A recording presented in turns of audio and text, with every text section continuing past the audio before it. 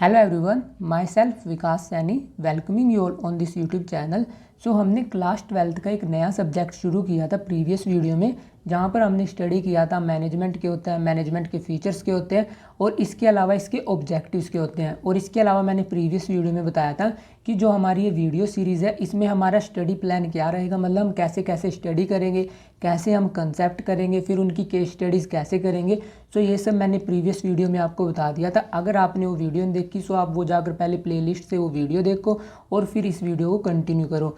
सो जो आज की वीडियो रहेगी हमारी, इसमें हम उसी चैप्टर को फर्दर कंटिन्यू करेंगे और आज की वीडियो में हम स्टडी करेंगे इंपॉर्टेंस ऑफ मैनेजमेंट। और इसके अलावा एक टॉपिक और है नेचर ऑफ मैनेजमेंट। सो वो आज की इस वीडियो में हम डिटेल में कवर करेंगे, लाइक कि मैनेजमेंट प्रोफेशन है या आर्ट है या साइंस है, मतलब मैनेजमेंट एक्चुअली में है क्या। सो ये सब हम आज की वीडियो में स्टडी करेंगे। सो चलिए पढ़ते हैं फिर।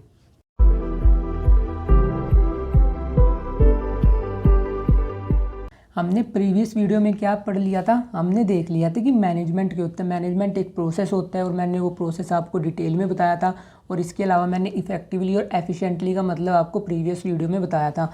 सो आज का हमारा फर्स्ट टॉपिक है इंपॉर्टेंस ऑफ मैनेजमेंट, मतलब कि जो मैनेजमेंट प्रोसेस है जिसको डिफरेंट मैनेजर डिफरेंट फर्म में डिफरेंट ऑर्गेनाइजेशन में यूज़ कर रहे हैं। अब उसका कुछ ना कुछ तो बेनिफिट होगा ही, तभी वो उसको यूज़ कर रहे हैं, क्योंकि ऐसे तो कोई भी इंसान किसी भी पर्टिकुलर थिंग को तब तक नहीं यूज़ करता जब तक उसको वहाँ से कुछ बेनिफिट ना हो। इंपॉर्टेंस का मतलब क्या होता है, फ़ायदे, किसी चीज़ के क्या बेनिफिट हैं उसको बोलते हैं हम इंपॉर्टेंस। अब काफ़ी बार एग्जामिनर आपको कंफ्यूज करने के लिए क्या दे सकता है, anything minus management is equal to 0, failure या नथिंग। और फिर आपसे बोल देगा कि इस क्वेश्चन को 5 से 6 नंबर में अटैम्प्ट करो। सो इसका मतलब क्या है, एनीथिंग का मतलब है कि कोई भी काम अगर आप कर रहे हो, सो अगर आप उसमें से उस मैनेजमेंट को निकाल देते हो, मतलब कि जिस वे से आप किसी भी पर्टिकुलर वर्क को मैनेज कर रहे हो, सो उसका रिजल्ट क्या आएगा, उसका रिजल्ट हमेशा फेलियर आएगा। क्योंकि आप अपने आसपास वैसे भी देख सकते हो कि कुछ ऑर्गेनाइजेशन तो ऐसे होते हैं जो कि बहुत अच्छा परफॉर्म कर रहे होते हैं। और वो बहुत अच्छा क्यों परफॉर्म कर रहे होते हैं, क्योंकि वो इस तरीके से अपनी थिंग्स, अपनी एक्टिविटी को इस तरीके से मैनेज करते हैं ताकि वो कंपटीशन को बियर अप कर सकें। और उसके अदर साइड कुछ ऐसे कॉम्पिटिटर होते हैं जिनकी मैनेजमेंट बहुत ही ज़्यादा बेकार होती है, बहुत ही ज़्यादा वाहियात होती है। सो वो उस वजह से ना तो रॉ मटेरियल अच्छे से ले पाते हैं, ना वो कॉम्पिटिटर्स को बीट कर पाते हैं। जैसे कि इसमें एग्जांपल है, जैसे कुछ कंपनीज होती थी पहले, अगर आपने सुनो टाटा डोकोमो होती थी, और इसके अलावा वीडियोकॉन जिसकी मोबाइल की सिम्स आती थी। बट आज के टाइम में वो वाइप आउट हो चुकी हैं। बट मार्केट में कौन एग्जिस्ट कर रहा है, सिर्फ जियो, वोडाफोन और एयरटेल। क्योंकि ये मार्केट में क्यों एग्जिस्ट कर रही हैं, क्योंकि इनकी मैनेजमेंट बहुत अच्छी है। सो अब मैनेजमेंट की क्या क्या बेनिफिट होते हैं, मतलब अगर कोई ऑर्गेनाइजेशन मैनेजमेंट को इफेक्टिव रखेगा अपने ऑर्गेनाइजेशन में, मतलब कि वो हर चीज़ को प्रॉपर प्लान कर रहा है, उसकी मैनेजमेंट इफेक्टिव भी है और एफिशिएंट भी है, उसके क्या क्या बेनिफिट होंगे। सो फर्स्ट बेनिफिट है management helps in achieving group goal. Group गोल का मतलब क्या होता है, अब एक ऑर्गेनाइजेशन है उसमें हज़ारों इंडिविजुअल काम कर रहे होते हैं, जैसे कि 100-200 वहाँ पर वर्कर काम कर रहे होते हैं, 20-30 अकाउंटेंट काम कर रहे होते हैं, इसके अलावा कुछ मैनेजर काम कर रहे होते हैं वहाँ पर। और हर इंडिविजुअल का अपना ऑब्जेक्टिव होता है। जैसे अकाउंटेंट किस लिए ज्वाइन करेंगे, ताकि उनको अच्छी पोजीशन मिल सके। वर्कर वहाँ पर क्यों काम करेंगे, वर्कर वहाँ पर इसलिए काम करेंगे ताकि वो अच्छी रेम्यूनरेशन ले सके, उनको अच्छी वेजेस मिल सके। सो हर इंडिविजुअल का डिफरेंट ऑब्जेक्टिव होता है, बट ओवरऑल ऑब्जेक्टिव सबका एक ही होता है। ओवरऑल ऑब्जेक्टिव क्या होता है कि ऑर्गेनाइजेशन को ग्रो करना है हमें, मतलब कि जिस कंपनी में हम काम कर रहे हैं उसको ग्रो करना है, उसको प्रॉफिट अर्न करना है। जैसे कि मैंने आपको ऑर्गेनाइजेशन ऑब्जेक्टिव बताए थे 3, क्या क्या बताए थे मैंने आपको प्रीवियस वीडियो में, सर्वाइवल, प्रॉफिट और मैंने एक आपको बताया था ग्रोथ। सो ये क्या होता है, ये होता है किसी भी ऑर्गेनाइजेशन का ओवरऑल ऑब्जेक्टिव। अब इंडिविजुअल ऑब्जेक्टिव सबके अलग होते हैं जो किसी ऑर्गेनाइजेशन में काम कर रहे हैं। अगर वहाँ पर मैनेजर बहुत ज़्यादा एफिशिएंट हुए तब वो क्या करेंगे, जो सारे इंडिविजुअल हैं इनके एफर्ट कंबाइन कर देंगे और ऑर्गेनाइजेशन को उसका ओवरऑल ऑब्जेक्टिव अचीव करने में मदद करेंगे। ऐसे ही हमारी सेकंड इंपॉर्टेंस क्या है, मैनेजमेंट इंक्रीजेज एफिशिएंसी। मैनेजमेंट में हमने यही पढ़ा था कि मैनेजमेंट क्या होता है, जिसमें हम कोई भी काम अपना दूसरे इंडिविजुअल से इफेक्टिवली और एफिशिएंटली करा लेते हैं। अब मैनेजमेंट एफिशिएंसी कैसे इंक्रीज करती है, अगर कोई भी ऑर्गेनाइजेशन है, अगर वहाँ पर मैनेजर आपके इफ़ेक्टिवली काम कर रहे होंगे, मतलब कि वो प्रॉपर तरीके से प्लानिंग कर रहे हैं, प्रॉपर तरीके से ऑर्गेनाइजिंग कर रहे हैं, सो ऑटोमेटिकली एफिशिएंसी ऑर्गेनाइजेशन में आ जाएगी। ऑर्गेनाइजेशन में कैसे आएगी, क्योंकि वो वेस्टेज बहुत कम करेंगे।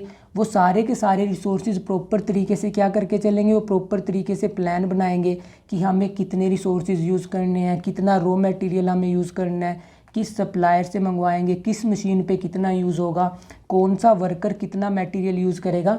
सो जब वो सारी चीज़ें प्लान कर लेते हैं सो ऑटोमेटिकली जो कॉस्ट है वो कम हो जाती है। और हमारी थर्ड इंपॉर्टेंस क्या है, management create a dynamic organisation. Dynamic organisation का मतलब क्या होता है, जो लगातार चेंज होता रहता है। अब ऑर्गेनाइजेशन के आसपास जो इन्वायरमेंट होता है जिसको हम क्या बोलते हैं, जिसको बोलते हैं हम बिजनेस इन्वायरमेंट। और बिजनेस इन्वायरमेंट आप अपने थर्ड चैप्टर में बहुत ही ज़्यादा डिटेल में पढ़ोगे। सो अभी के लिए आप सिर्फ ये समझो बिजनेस इन्वायरमेंट क्या होता है, वो सारे के सारे फैक्टर्स जो कि एक ऑर्गेनाइजेशन को इम्पैक्ट करते हैं उसे क्या बोलते हैं उसे बोलते हैं हम बिजनेस इन्वायरमेंट। अब बिजनेस इन्वायरमेंट रेगुलरली चेंज होता रहता है, जैसे कभी आरबीआई के नए सर्कुलर आ जाएंगे, कभी गवर्नमेंट नया रूल ले आएगी, कभी नए टैक्स लॉ आ जाएंगे। सो ऑर्गेनाइजेशन कॉन्टीन्यूसली चेंज होता रहता है। बट अगर मैनेजमेंट अच्छी है, मतलब कि अगर हम मैनेजमेंट प्रोसेस को बहुत अच्छे तरीके से एम्प्लॉय कर रहे हैं किसी भी ऑर्गेनाइजेशन में, तो वो इन चेंजेस को ईजिली कोप अप कर लेगी। कोप अप करने का मतलब कि अगर इन्वायरमेंट में कुछ भी चेंज आता है, सो अगर वहाँ पर मैनेजर बहुत अच्छे हुए तो वो उन चेंजेस को ईजिली इम्प्लीमेंट कर देंगे ऑर्गेनाइजेशन में। इम्प्लीमेंट कैसे कर देंगे, क्योंकि जब भी अगर चेंजेस होते हैं तो जो इम्प्लॉयज़ होते हैं वहाँ पर वो क्या करते हैं, वो उन चेंजेस को रजिस्ट करते हैं। रजिस्ट करने का मतलब कि वो इम्प्लीमेंट नहीं होने देंगे। जैसे कि वो बोलेंगे जो हम पुराने मेथड यूज़ कर रहे थे हम उसी से प्रोडक्शन करते रहेंगे। बट अगर मैनेजर वहाँ पर प्रॉपर तरीके से मैनेजमेंट कर रहे हैं तब क्या होगा, तब वो ऑर्गेनाइजेशन डायनेमिक बन जाएगा। फोर्थ इंपॉर्टेंस क्या है, management helps in achievement of personal objective. जैसे कि मैंने आपको बताया कि जो हमारा ऑर्गेनाइजेशन होता है उसमें बहुत सारे इंडिविजुअल काम कर रहे होते हैं। अब हर इंडिविजुअल का अलग ऑब्जेक्टिव होता है। किसी का ऑब्जेक्टिव है कि मुझे ज़्यादा सैलरी मिले, किसी का ऑब्जेक्टिव है कि मुझे अच्छा प्रमोशन मिले। सो हर इंडिविजुअल का अपना ऑब्जेक्टिव होता है। सो अगर उस ऑर्गेनाइजेशन में इफेक्टिव मैनेजमेंट होगी, मतलब अगर उसमें अच्छे तरीके से हम थिंग्स को मैनेज कर रहे हैं, पीपल को मैनेज कर रहे हैं, तो वो क्या मदद करेगा, वो प्रोसेस मदद करेगा हमें पर्सनल ऑब्जेक्टिव अचीव करने में। पर्सनल ऑब्जेक्टिव क्या है कि मुझे अच्छी सैलरी मिलनी चाहिए, मेरा प्रमोशन हो जाए, मुझे इस पोजीशन पे मिल जाए, सेल्फ रिकॉग्नाइजेशन मिल जाए। सो ये सब होते हैं पर्सनल ऑब्जेक्टिव। और अगर मैनेजमेंट अच्छी है तो वहाँ पर पर्सनल ऑब्जेक्टिव कोई भी एम्प्लॉय आसानी से अचीव कर सकता है। फिफ्थ इंपॉर्टेंस क्या, management helps in development of society. Society की डेवलपमेंट में कैसे मदद करती है मैनेजमेंट, अगर कोई भी ऑर्गेनाइजेशन है वहाँ पर अच्छे तरीके से मैनेजमेंट हो रही है, मतलब आप वहाँ पर प्रॉपर प्लानिंग कर रहे हो, प्रॉपर ऑर्गेनाइजिंग कर रहे हो, प्रॉपर डायरेक्टिंग कर रहे हो, तो वहाँ पर क्या होगा, वो ऑर्गेनाइजेशन बहुत ज़्यादा प्रॉफिट अर्न करेगा। प्रॉफिट अर्न करने से उसकी ग्रोथ होगी, उसकी एक्सपेंशन होगी। सो जब एक ऑर्गेनाइजेशन के पास इतना पैसा होगा तो वो सिंपली वहाँ पर जो लोकल एरिया होता है उस पर ईजिली खर्च कर सकता है। खर्च किस सेंस में, वो वहाँ पर पार्क्स में डेवलप कर सकता है, वो वहाँ पर एजुकेशनल स्कूल्स वगैरह इस्टेब्लिश कर सकता है। और इसके अलावा जब कोई भी ऑर्गेनाइजेशन है अगर वहाँ पर मैनेजमेंट बहुत अच्छी है, मतलब कि मैनेजमेंट के जो प्रोसेस होते हैं, जो 5 स्टेप होते हैं वो बहुत अच्छे तरीके से चल रहे हैं, तो ऑब्वियस सी बात है वो ऑर्गेनाइजेशन ज़्यादा से ज़्यादा बंदों को जॉब भी दे पाएगा, वो अच्छी इन्वायरमेंट फ्रेंडली टेक्निक भी लेकर आ पाएगा। सो ये सारी बेनिफिट होती हैं एक इफ़ेक्टिव और एफिशिएंट मैनेजमेंट की। सो मैनेजमेंट की क्या इंपॉर्टेंस थी ये मैंने आपको बता दिया। अब हम देख लेते हैं नेचर ऑफ मैनेजमेंट। अब नेचर ऑफ मैनेजमेंट से क्या मतलब है कि जो मैनेजमेंट प्रोसेस था वो एक्चुअली में साइंस है या आर्ट है या प्रोफेशन है, कि मैनेजमेंट एक्चुअली में है क्या। सो ये अब हम देखेंगे। पहले हम देख लेते हैं कि मैनेजमेंट साइंस है या नहीं। सो सबसे पहले मैनेजमेंट एज अ साइंस में आपको पता होना चाहिए कि साइंस वर्ड है ये एक्चुअली में क्या होता है, क्योंकि जो आप अभी फर्स्ट से लेकर 10th तक पढ़ते आए हो, सो आपने साइंस को बहुत ज़्यादा डिटेल में पढ़ा है। सो अब हम साइंस की डेफिनेशन देख लेते हैं। Science refers to the systematic body of knowledge that explain certain general truth. मतलब साइंस एक ऐसी बॉडी है, मतलब कि एक ऐसा सागर है जिसमें इतना सारा ज्ञान है जो कि कुछ जनरल ट्रूथ, मतलब कि जो आप समाज में ईजिली ऑब्जर्व कर सकते हो। जैसे कि पेड़ से कुछ एप्पल गिर रहा है तो आप उसे ईजिली ऑब्जर्व कर सकते हो, और ये आपको नॉर्मली पता है कि वो गिर क्यों रहा है, ग्रेविटेशन के कारण। सो साइंस एक ऐसी नॉलेज है, मतलब ऐसी ज्ञान की गंगा है जो कि हमें ये बताती है कि कुछ जर्नल लॉज हैं जो कि हम नॉर्मल इन्वायरमेंट में ऑब्जर्व कर सकते हैं। सो साइंस की डेफिनेशन ये है। अब साइंस के क्या क्या फीचर होते हैं पहले हम ये देखेंगे, और फिर हम ये देखेंगे कि ये फीचर मैनेजमेंट पे लागू हो रहे हैं या नहीं। अगर वो उस पर लागू हो रहे हैं तब तो जो हमारी मैनेजमेंट है वो साइंस है, अगर ये लागू नहीं हो रहे तब हमारी मैनेजमेंट साइंस नहीं है। सो फर्स्ट फीचर क्या है हमारा, सिस्टमैटिक बॉडी ऑफ नॉलेज। अब साइंस क्या होती है, science systematic body of knowledge होती है, क्योंकि वहाँ पर डिफरेंट थ्योरीज होती हैं, डिफरेंट प्रिंसिपल्स होते हैं। जैसे कि आप अभी तक पढ़ते आए हो क्लास 10 तक, जहाँ पर आपने पढ़ा न्यूटन्स के प्रिंसिपल पढ़े, इसके अलावा आपने बहुत सारी थ्योरीज कंसेप्ट पढ़े हैं साइंस में। और साइंस की डिफरेंट वोकेबलरी होती है, जैसे कि कंडेंसेशन, इवेपोरेशन, जो आप अभी तक पढ़ते आए हो। और जो साइंस के प्रिंसिपल होते हैं इसमें कोज एंड इफेक्ट रिलेशनशिप होता है। जैसे पेड़ से एप्पल गिर रहा है, क्यों गिर रहा है, ग्रेविटेशन के कारण। अगर एप्पल गिरेगा तो वो धरती पर ही गिरेगा, वो आसमान में क्यों नहीं जाएगा, ग्रेविटेशन के कारण। सो साइंस क्या है, साइंस एक ऐसी सिस्टमैटिक बॉडी ऑफ नॉलेज है जिसमें अपनी थ्योरीज हैं, अपने प्रिंसिपल्स हैं, उसकी अपनी वोकेबलरी है, और उसके प्रिंसिपल में कोज एंड इफेक्ट का रिलेशनशिप है। अब जो हमारी मैनेजमेंट है उसमें भी डिफरेंट थ्योरीज एग्जिस्ट करते हैं, उसमें भी डिफरेंट प्रिंसिपल्स हैं। अब आप प्रिंसिपल्स ऑफ मैनेजमेंट पढ़ोगे अपने नेक्स्ट चैप्टर में, वहाँ पर आप 2 साइंटिस्ट के डिफरेंट प्रिंसिपल पढ़ोगे। तो मैनेजमेंट के फील्ड में भी डिफरेंट प्रिंसिपल्स हैं, डिफरेंट थ्योरीज हैं, और बहुत ज़्यादा लिटरेचर अवेलेबल है। लिटरेचर मतलब जो हमारी जैसे थ्योरीज, कंसेप्ट, कन्वेंशन, इसको बोलते हैं हम लिटरेचर। सो मैनेजमेंट की फील्ड में भी बहुत ज़्यादा ज्ञान अवेलेबल है। सो इस पॉइंट के बेस पे हम क्या बोल सकते हैं कि जो हमारी मैनेजमेंट है वो साइंस है। अब हम सेकंड देख लेते हैं। सेकंड फीचर क्या है साइंस का, प्रिंसिपल बेस्ड ऑन एक्सपेरिमेंटेशन। अब जो साइंस के प्रिंसिपल होते हैं उनको हम एक्सपेरिमेंट करके डिराइव करते हैं, मतलब पहले हम एक्सपेरिमेंट करेंगे फिर हम प्रिंसिपल बना देंगे। सो साइंस के प्रिंसिपल कैसे बनते हैं, पहले जो हमारे साइंटिस्ट हैं वो क्या करते हैं, वो ऑब्जर्व करते हैं। ऑब्जर्व करने का मतलब जैसे कि वो पहले देखेंगे, जैसे उन्होंने रख दिया, एक गिलास लिया उन्होंने और इस गिलास में उन्होंने वाटर डाल के धूप में रख दिया। फिर वो थोड़ी देर बाद क्या देखेंगे कि वो इवेपोरेट होकर ऊपर चला गया। उसके बाद वो इस एक्सपेरिमेंट को बार बार करेंगे कंट्रोल्ड कंडीशन में, और फिर वो इवेपोरेशन का प्रिंसिपल बना देंगे। बट जो हमारी मैनेजमेंट है, मैनेजमेंट में हम एक्सपेरिमेंट किस पे करते हैं, क्योंकि मैनेजमेंट किससे रिलेटेड होती है, मोस्टली ह्यूमन बीइंग से। क्योंकि हमें काम किससे करवाना है ऑर्गेनाइजेशन में, ह्यूमन से ही तो कराना है, क्योंकि वहाँ पर जो डिफरेंट इंडिविजुअल्स लगे हुए हैं हम उन्हीं से तो काम कराते हैं। अब जब हम उन पे एक्सपेरिमेंट करते हैं, क्योंकि ह्यूमन बिहेवियर तो बहुत जल्दी जल्दी चेंज होता रहता है। सो आप ह्यूमन बिहेवियर को प्रेडिक्ट नहीं कर सकते कि जो आज ह्यूमन जैसे बिहेव कर रहे हैं कि कल भी वो ऐसे करेंगे, क्योंकि इंसान तो बहुत जल्दी बदल जाता है। सो इस वजह से जो सेकंड प्रिंसिपल है वो कुछ हद तक इम्प्लीमेंट होता है, बट कम्प्लीटली इम्प्लीमेंट नहीं होता मैनेजमेंट के ऊपर। फर्स्ट प्रिंसिपल तो पूरा का पूरा इम्प्लीमेंट हो रहा है, सेकंड प्रिंसिपल कुछ हद तक इम्प्लीमेंट हो रहा है। कुछ हद तक क्यों इम्प्लीमेंट हो रहा है, क्योंकि जो ह्यूमन का बिहेवियर है उसको आप कम्प्लीटली प्रेडिक्ट नहीं कर सकते, कम्प्लीटली डिक्टेट नहीं कर सकते कि जैसे अगर एक व्यक्ति आज जो काम कर रहा है कि वो फ्यूचर में भी ऐसा ही करेगा। बट साइंस में आप बोल सकते हो कि आज जो ऐसे हुआ वो फ्यूचर में भी ऐसे ही होगा, बट आप ह्यूमंस का बिहेवियर प्रेडिक्ट नहीं कर सकते। इसलिए सेकंड कंसेप्ट बिल्कुल इंप्लीमेंट नहीं हो रहा, मतलब कुछ हद तक इंप्लीमेंट हो रहा है। और थर्ड फीचर क्या है हमारा, थर्ड फीचर है यूनिवर्सल वैलिडिटी। यूनिवर्सल वैलिडिटी से मतलब है जो साइंस के प्रिंसिपल होते हैं वो यूनिवर्सल एप्लीकेबल है। यूनिवर्सल एप्लीकेबल का मतलब जैसे आप पेड़ से एप्पल चाहे इंडिया में गिराओ, चाहे आप उसको पाकिस्तान में, चाहे उसको आप अमेरिका में गिराओ, वो गिरेगा नीचे ही। ऐसे ही अगर आप हाइड्रोजन के 2 मॉलिक्यूल और ऑक्सीजन का 1 मॉलिक्यूल बनाओ तो इससे क्या बनेगा, H2O, और उससे क्या बन जाएगा, वाटर। सो चाहे ये आप इंडिया में करो चाहे ये अमेरिका में करो, बनेगा वो हमेशा पानी। बट जो हमारे मैनेजमेंट के प्रिंसिपल होते हैं वो उतने एग्जैक्ट नहीं होते, मतलब उतने यूनिवर्सल नहीं होते, क्योंकि वो किससे रिलेटेड होते हैं, वो रिलेटेड होते हैं हमारे ह्यूमन से। अब ह्यूमन से रिलेटेड क्योंकि जो इंडिविजुअल यहाँ पर है इंडिया में, उनका कल्चर अलग है, उनका ट्रेडिशन अलग है। वही जो अमेरिका में है उनका कल्चर अलग है, उनका ट्रेडिशन अलग है।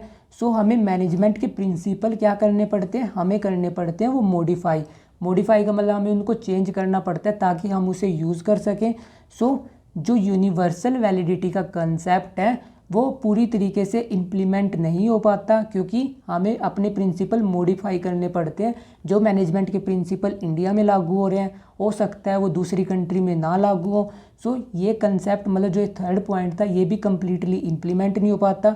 सो इम्प्लीमेंट कौन सा हुआ, सिर्फ फर्स्ट, सेकंड भी कुछ हद तक इम्प्लीमेंट हो रहा है, और थर्ड भी इम्प्लीमेंट हो रहा है, बट हमें इसको कुछ मॉडिफाई करना पड़ता है, क्योंकि साइंस के प्रिंसिपल तो एनी प्लेस कहीं पर भी किसी भी टाइम लगाओ, बट मैनेजमेंट के प्रिंसिपल आप हमेशा हर कंडीशन में नहीं लगा पाते, क्योंकि आपको उनको मॉडिफाई करना पड़ता है।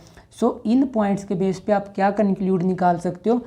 फर्स्ट पॉइंट तो पूरा लागू हो रहा है, सेकंड और थर्ड कुछ हद तक हो रहा है। सो इस बिहाफ पे आप ये बोल सकते हो जो हमारी मैनेजमेंट है वो कंप्लीट साइंस नहीं है, बल्कि वो क्या है, वो है हमारी इनएग्जैक्ट साइंस। इनएग्जैक्ट साइंस का मतलब कि वो कुछ हद तक साइंस है, मतलब जो पूरी साइंस है उसको हम कंप्लीटली साइंस नहीं बोल सकते, वो क्या हमारी इनएग्जैक्ट साइंस।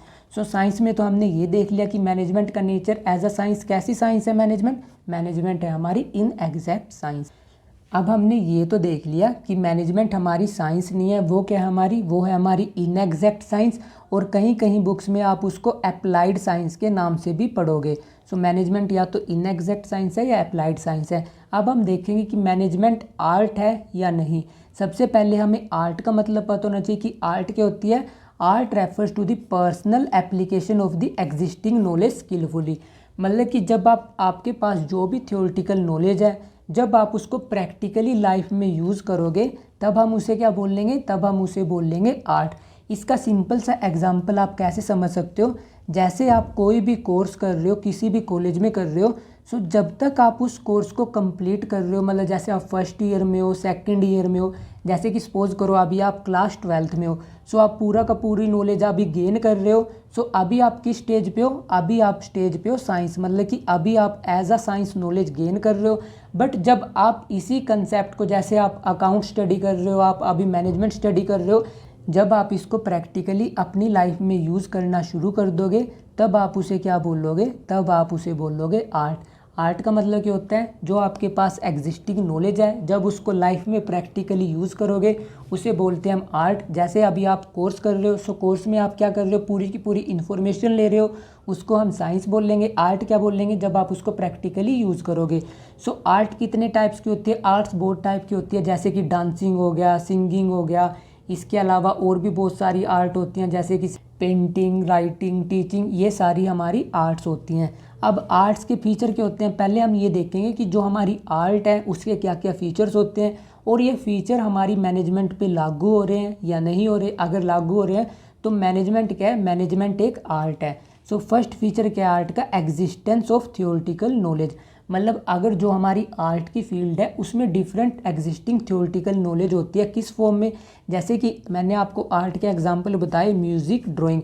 अब म्यूज़िक में भी डिफरेंट टाइप की थ्योरीज होती हैं। थ्योरीज किस टाइप में, अगर आपको म्यूज़िक सीखना है तो पहले आपको डिफरेंट राग सीखने होते हैं। राग किस फॉर्म में होते हैं, जैसे कि सा रे गा मा पा धा नी सा, ये क्या होते हैं, ये होते हैं म्यूज़िक के राग।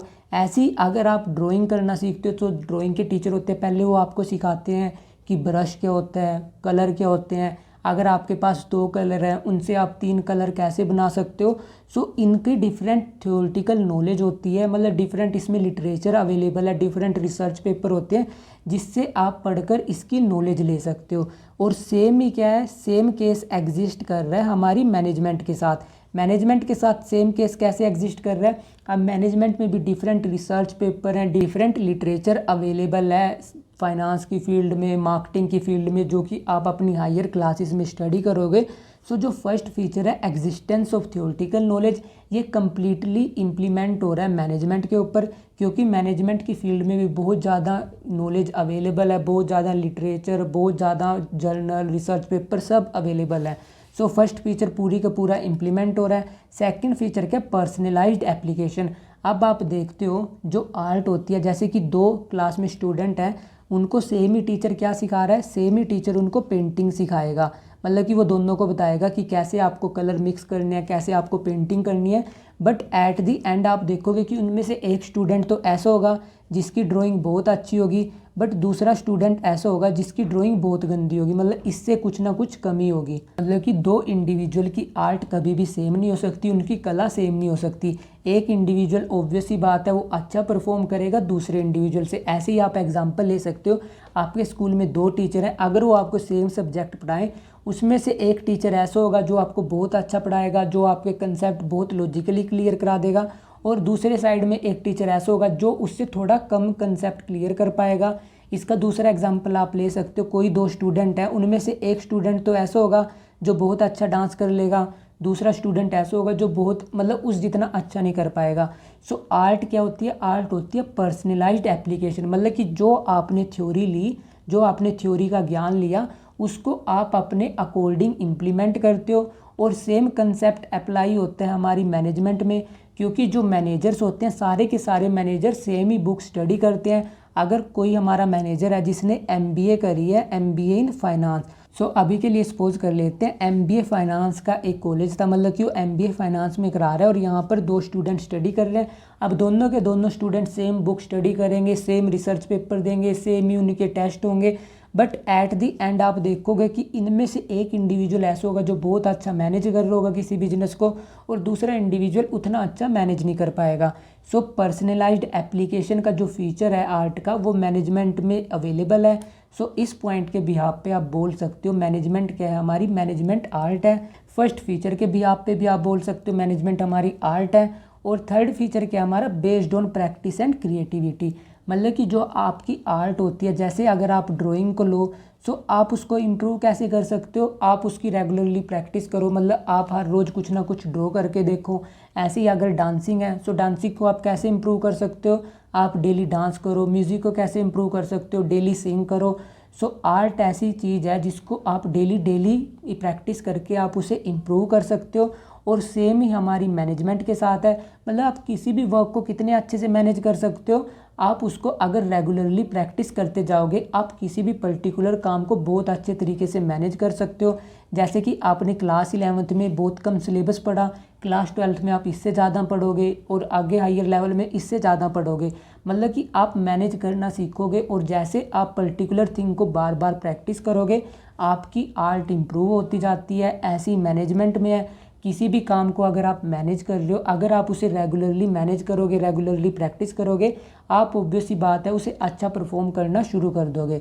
सो इस पॉइंट के बिहाफ पे भी हम क्या बोल सकते हैं, मैनेजमेंट हमारी आर्ट है।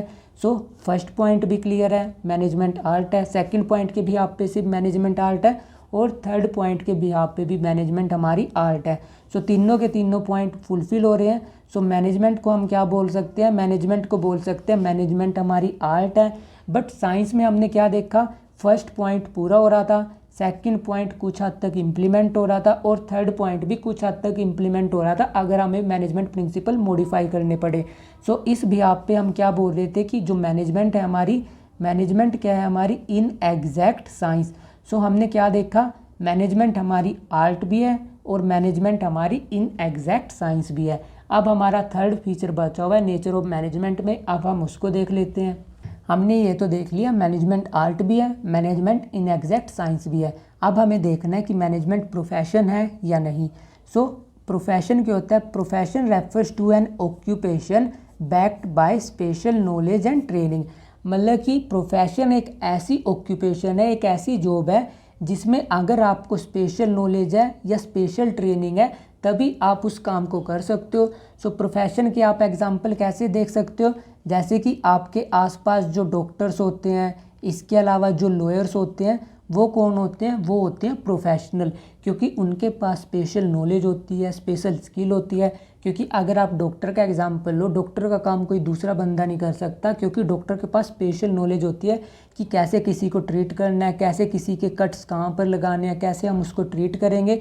सो प्रोफेशन हमारे वो डिग्रीज होती हैं, मतलब प्रोफेशन वो ऑक्यूपेशन होती है जिसमें हमें special knowledge, special skill, special degree चाहिए होती है। सो अब हम देख लेते हैं कि मैनेजमेंट प्रोफेशन है या नहीं। सो सबसे पहले हम प्रोफेशन के फीचर्स देख लेते हैं। फर्स्ट फीचर क्या है, well defined body of knowledge. अब जो हमारे प्रोफेशन होते हैं वो well defined body of knowledge होते हैं। बॉडी ऑफ नॉलेज का मतलब कि उनमें कंप्लीट नॉलेज होती है, किस फॉर्म में, डिफरेंट बुक्स होती हैं, different journal, different research paper. और अगर आपको किसी भी प्रोफेशन में जाना होता है तो आपको प्रोफेशनल डिग्री कंप्लीट करनी पड़ती है। प्रोफेशनल डिग्री से मेरा क्या मतलब, जैसे कि अभी हम एग्जांपल ले लेते हैं, आपको बनना है डॉक्टर। सो आप डॉक्टर कब बन सकते हो, जब आप MBBS कंप्लीट कर लोगे, क्योंकि जब तक आप MBBS नहीं कंप्लीट करोगे आपको कोई भी डॉक्टर की उपाधि नहीं देगा। इसके अलावा अगर आप लॉयर बनना चाहते हो, सो लॉयर बनने के लिए आपको क्या पढ़ना पड़ेगा, आपको करना पड़ेगा BA LLB, इसके अलावा BA LLM होता है। और ऐसे ही अगर आपको चार्टेड अकाउंटेंट बनना है, सो चार्टेड अकाउंटेंट बनने के लिए आपको सीए कंप्लीट करनी पड़ेगी।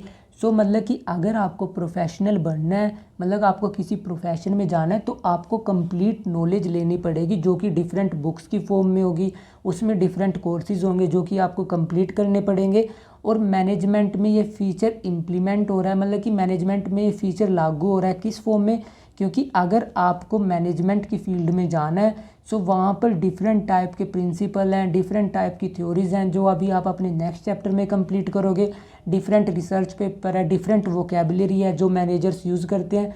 और इस वोकेबलरी को आप तब समझोगे जब आप किसी ऑर्गेनाइजेशन में काम करोगे, जब आप अपना कॉलेज वगैरह कंप्लीट कर लोगे।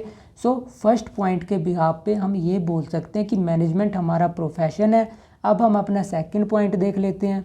हमारा सेकंड पॉइंट क्या है? Restricted entry. रेस्ट्रिक्टेड एंट्री का मतलब कि अगर आपको किसी भी प्रोफेशन में जाना है, तब आपको कुछ रूल्स फॉलो करने पड़ते हैं, मतलब कुछ स्टेप होते हैं अगर आपको किसी भी प्रोफेशन में जाना है। जैसे कि अगर आपको सीए बनना है, तब आपको क्या करना पड़ेगा? तब आपको आईसीएआई कुछ एग्ज़ाम्स कंडक्ट कराता है, इंटर, फाउंडेशन, फाइनल की फॉर्म में, वो आपको क्लियर करने पड़ेंगे। अगर आपको डॉक्टर बनना है, तब आपको क्या करना पड़ेगा? सबसे पहले आपको नीट देना पड़ेगा। नीट देकर आपको किसी भी कॉलेज में एडमिशन लेना पड़ेगा। नीट हमारा एक एंट्रेंस एग्ज़ाम होता है। फिर आपको उसके बाद एमबीबीएस करनी पड़ेगी। ऐसे ही लॉयर के साथ अगर आपको लॉ में जाना है, पहले आपको क्लैट का एग्ज़ाम देना पड़ेगा, फिर आपको एलएलबी करनी पड़ेगी। सो प्रोफेशन में रेस्ट्रिक्टेड एंट्री होती है, मतलब कि अगर आप वो सारे स्टेप फॉलो करोगे तभी आप प्रोफेशन में आ सकते हो।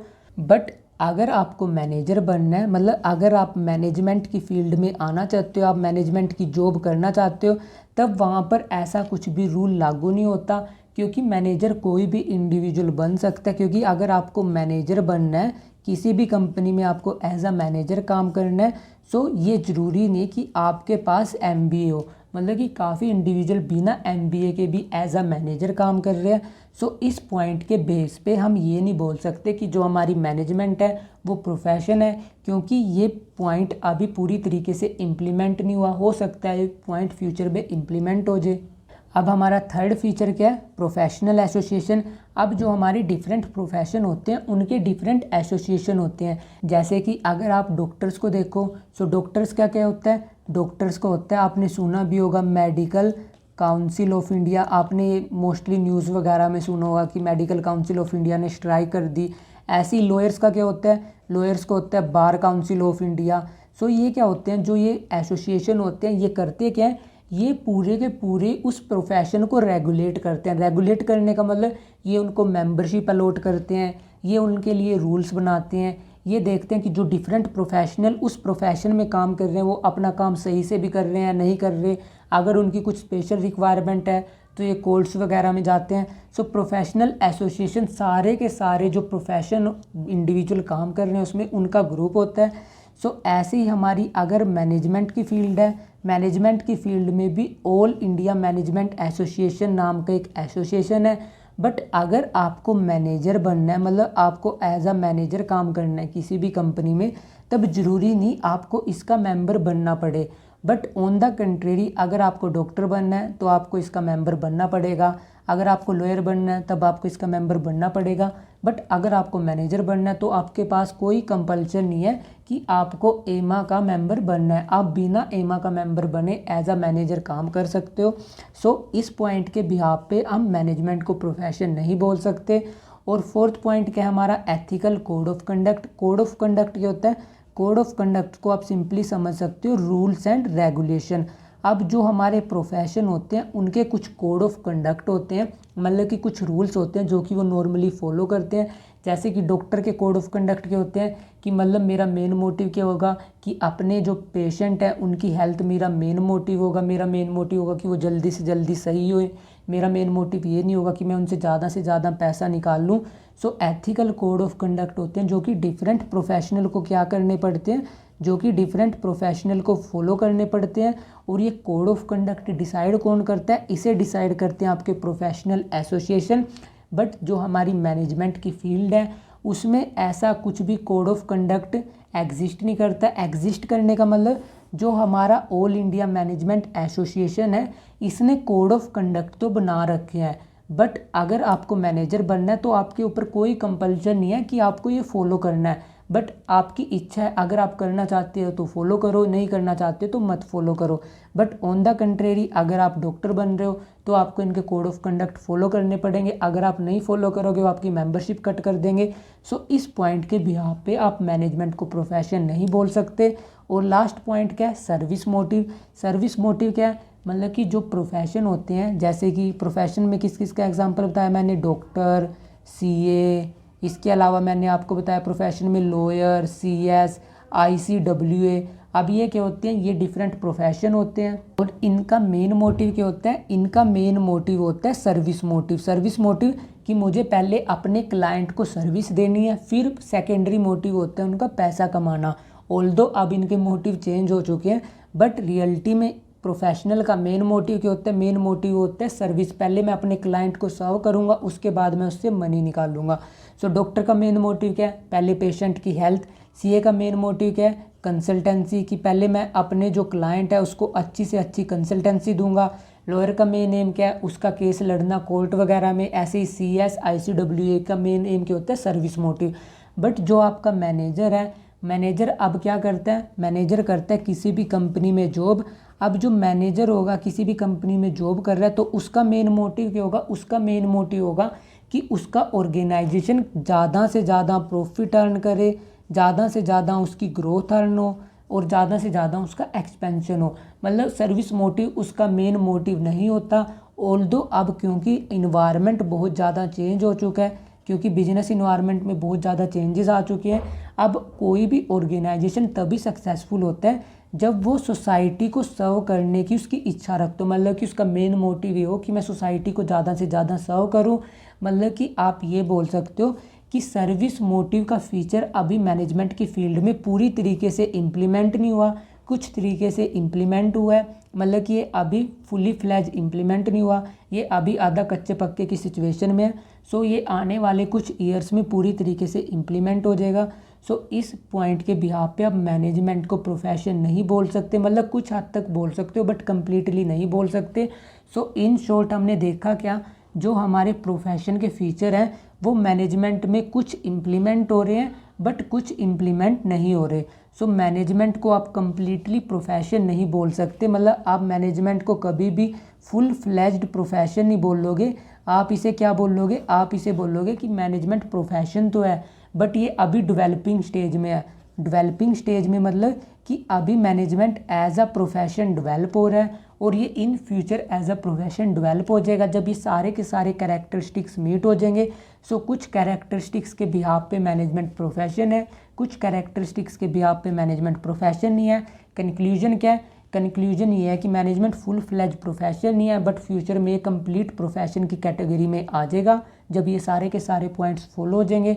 सो इन शॉर्ट मैनेजमेंट हमारा आर्ट भी है, मैनेजमेंट हमारी साइंस भी है, बट साइंस कैसी है, वो इन एग्जैक्ट साइंस है।